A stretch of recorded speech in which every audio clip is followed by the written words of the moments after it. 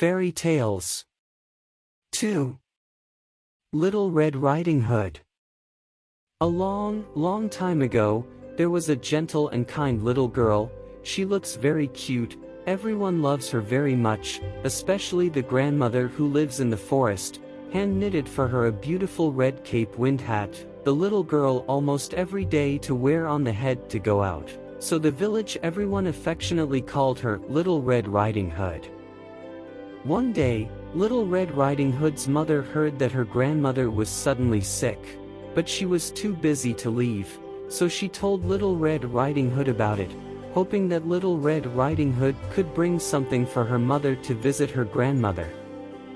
So she eagerly took out a small bamboo basket from the cupboard and went to the kitchen to fill it with honey, milk, bread, cheese, and a big bottle of grape juice, intending to send her grandmother full of food and her love.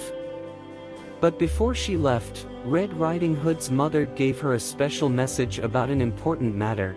There are many dangers in the forest. Although you have visited your grandmother several times with your mother, but walking alone into the forest is more likely to lead to danger. Remember to arrive at Grandma's house in the daytime. Little Red Riding Hood promised her mother that she would be safe, but in her mind she was thinking, I'm already grown up, I'm not a child anymore, I've been to my grandmother's house several times, there's nothing to worry about. So Little Red Riding Hood carried a heavy bamboo basket to start her little journey.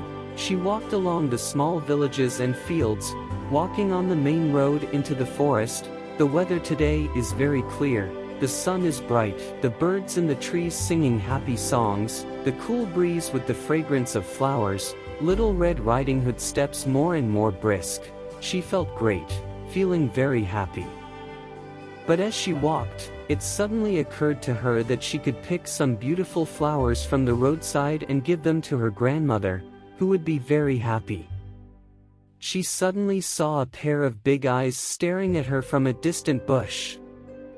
Little Red Riding Hood was so startled that she stopped in her tracks.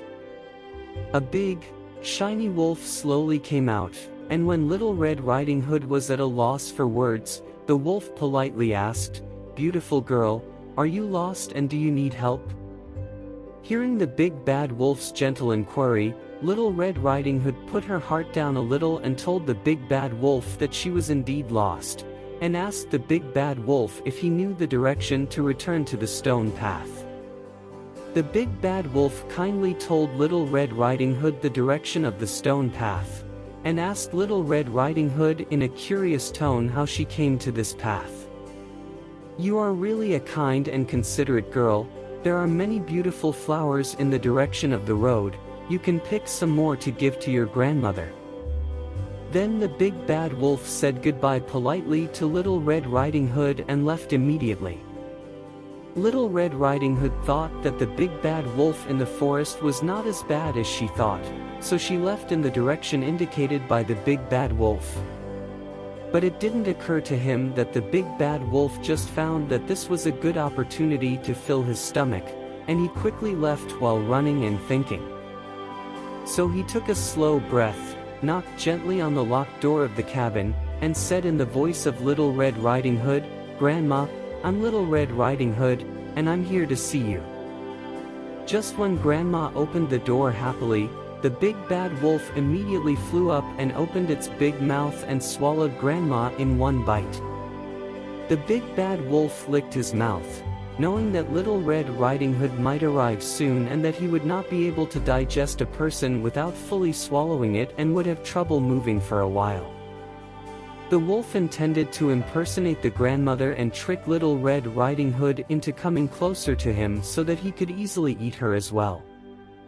Little Red Riding Hood had already returned to the stone road, and she was walking towards her grandmother's house in a relaxed mood, still thinking naively that the forest was not as dangerous as she had imagined, and that she would wait to tell her grandmother about the encounter with a kind wolf, without even realizing that she had already fallen into the wolf's trap. When Little Red Riding Hood arrived at her grandmother's house, it was already a little dark. She knocked on the door and shouted, "Grandma, I'm Little Red Riding Hood, I've brought delicious food to see you, and I've picked a lot of beautiful flowers." At this time, the big bad wolf said in a fake grandmother's tone, "The door is not locked, come in yourself." Little Red Riding Hood obediently walked into the dim cabin. She walked quickly to the bedside and said to the big bad wolf lying on the bed, "Why didn't you turn on the light? The house is so dark, you also covered the quilt to the face, the body is still very uncomfortable." The big bad wolf, pretending to be a grandmother's voice, replied, "My dear child, because I am sick, I can't get up to turn on the lights and I am especially afraid of the cold. You can come a little closer to make me feel warmer."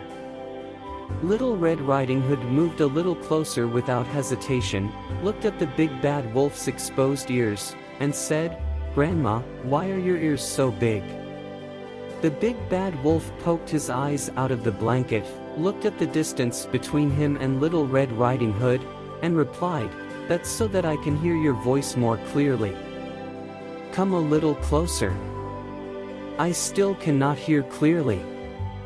So Little Red Riding Hood came closer and asked, "Grandma, why are your eyes so big?" The big bad wolf excitedly peeked out of the blanket and said to Little Red Riding Hood, "Of course, it is so that I can see you more clearly. My child, you come a little closer, let Grandma take a good look." Finally, Little Red Riding Hood almost stuck to the big bad wolf and asked, "Grandma, why has your mouth become so big?" The big bad wolf replied loudly, "Of course, it's to make it easier to eat you."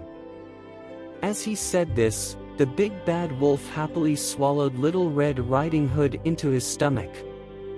The big bad wolf, whose stomach was full, saw that there was a lot of delicious food in Little Red Riding Hood's basket.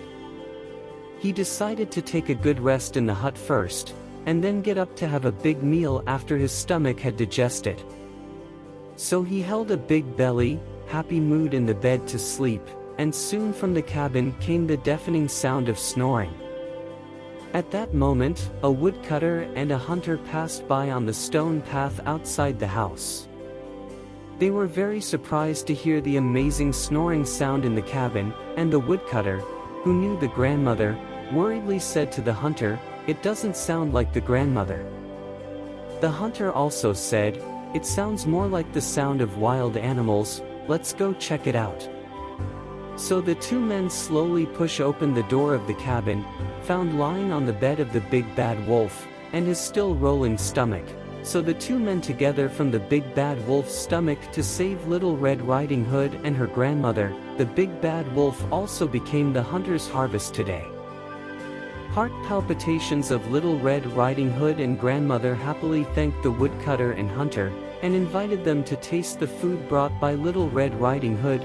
Little Red Riding Hood lived in the cabin for 2 days, until the grandmother's health improved. From the woodcutter that heard what happened to the mother also came to the cabin. Little Red Riding Hood excitedly hugged her mother, and told her mother that she will certainly remain vigilant when she goes out in the future, and will not easily trust strangers.